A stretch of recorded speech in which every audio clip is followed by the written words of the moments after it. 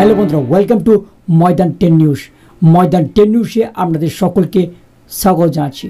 আজ আমরা কথা বলবো ইমাম ইস্ট বেঙ্গল এফসিকে নিয়ে। ইমাম ইস্ট বেঙ্গল এফসি মোহনবাগান থেকে ইন্ডিয়ান ন্যাশনাল টিমের ডিফেন্ডার আনোয়ার আলীকে ডিল করে নিয়েছে এবং আনোয়ার আলী ইমাম ইস্ট বেঙ্গল এফসিতে ডুরান্ড কাপে যে কোয়ার্টার ফাইনালে উঠেছে, সেই কোয়ার্টার ফাইনালে কি তিনি খেলবেন আনোয়ার আলী, সেই নিয়ে কিন্তু একটা নয়া আপডেট বেরিয়ে এসছে।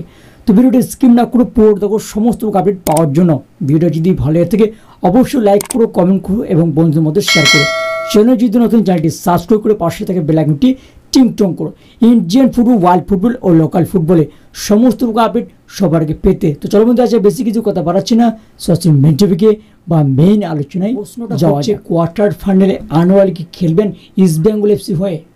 ডুরান্ড কাপে কোয়ার্টার ফাইনালে পৌঁছেছে ইমাম ইস্ট বেঙ্গল এফসি। ইমাম ইস্ট বেঙ্গল এফসি কোয়ার্টার ফাইনালে খেলতে চলেছে শিলং লঞ্চের জওহরলাল নেহরু স্টেডিয়ামে। সমর্থকদের মনে একটাই প্রশ্ন যে আনোয়ার আলী কি কোয়ার্টার ফাইনালে খেলবেন? দিন কয়েক আগে কলকাতায় এসে পৌঁছেছেন আনোয়ার আলী।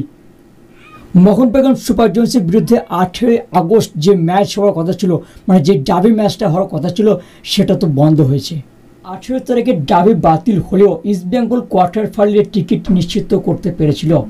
গ্রুপ পর্বে দ্বিতীয় স্থানে থাকা অন্যতম সেরা দল হিসেবে পরের রাউন্ডে পৌঁছে যাওয়ার যোগ্যতা অর্জন করেছে ইমাম ইস্ট বেঙ্গল এফসি। ডুরান্ড কাপে কোয়ার্টার ফাইনালে লাল হলুদ প্রতিপক্ষ হচ্ছে শিলং লায়ন্স। শিলং লায়ন্সের বিরুদ্ধে ম্যাচ কি খেলবেন আনোয়ার? জানা গেছে দলের সঙ্গে শিলংয়ে রওনা দিয়েছেন আনোয়ার। সেখানে গিয়ে সতীর্থদের সঙ্গে করতে পারেন অনুশীলন।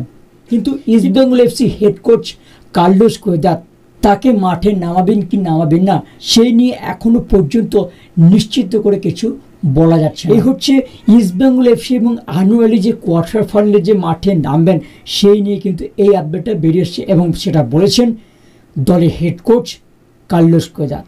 তো সমর্থকদের এই প্রশ্নটা হলো একটা ধোঁয়াশার মধ্যে, এখনও কোনো আপডেট বেরিয়ে আসেনি। তো আপডেট বেরিয়ে অবশ্যই তোমাদের শেয়ার করবো। তো ভিডিওটা এখানে শেষ করছি, দেখা হবে পরের এপিসোডে। ততক্ষণের জন্য ভালো থাকবেন, সুস্থ থাকবেন, টাটা।